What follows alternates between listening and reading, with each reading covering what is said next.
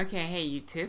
Happy New Year. It's the first video of 2015, and unfortunately, it's not going to be a great, wonderful, happy subject. I want to talk about Leelah Alcorn and her suicide note. And I know that this has been making the rounds in social media, particularly in the trans spaces, and a lot of people are reacting very, emotionally about this because, it was obviously a horrible, tragic event, and it's something that's not uncommon within the trans space to see, a young trans person commit suicide because they believe that things aren't going to get better for them, that the world is going to treat them horribly, and they're never going to be themselves. And in this particular case, I think a lot of people are sort of using this as a platform to attack religion. And yes, absolutely, there's no place in the world whatsoever for, reparative therapy for gays or trans people. And that definitely, may have played a part in her suicide.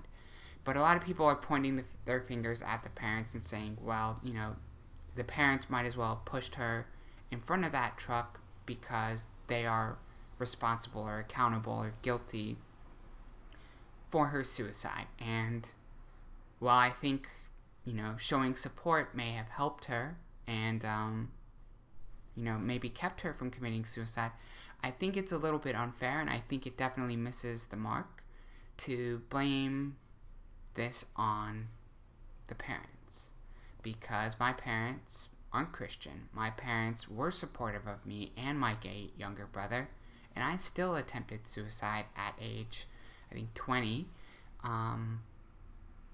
because I felt like I wasn't going to transition successfully or be able to transition, and that I had no friends who would support me in that endeavor and everything like that. And so Leelah Alcorn's suicide note really struck a chord with me because I saw a lot of my feelings, my thoughts, and myself in her words. But unlike her, I had these things, these privileges, these benefits that are, everybody are saying would have kept her from trying this. And they didn't keep me from trying it, and they don't keep other trans people from trying suicide either, because the fact is, and Leelah points this out, society treats trans people awfully. And you don't have to be religious to do that. Like, there are plenty of people who say it's unnatural, or you're a freak, or it's disgusting, it's gross. There's even trans people who say these things about, SRS, or, certain trans people who don't look passable enough, or anything like that. And so I feel that a lot of people are using her suicide as kind of a platform or a vehicle for delivering their own agendas, their own messages, and they're kind of missing the point, because if they don't go to Christian reparative therapy, there's going to be something else that gives them trouble, whether that's a bully at school, or somebody who they don't disclose to beating the shit out of them, or, being discriminated in housing, employment, and education, anything like that. Like,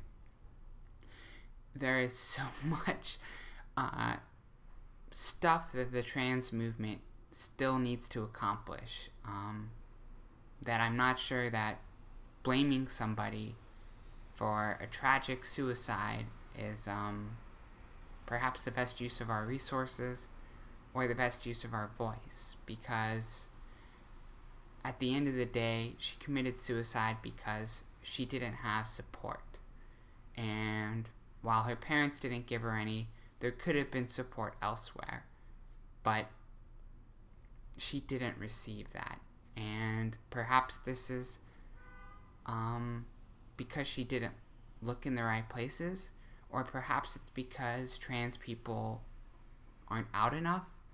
I don't really know. Like, this is something that has been on my mind since I read about it a week ago or whenever, and it's something that's probably going to be on my mind for a while, because I'm not really sure kind of what the right steps forward are.